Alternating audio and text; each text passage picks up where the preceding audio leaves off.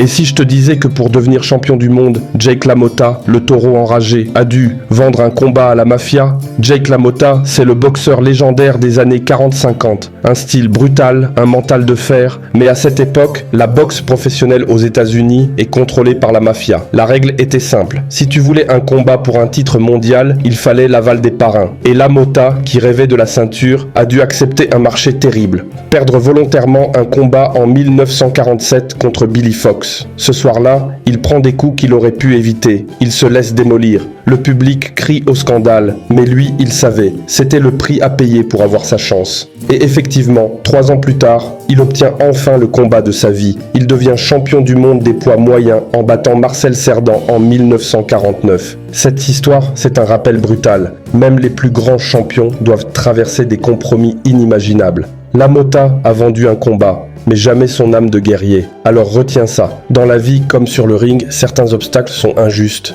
Mais ta résilience, c'est ta vraie victoire.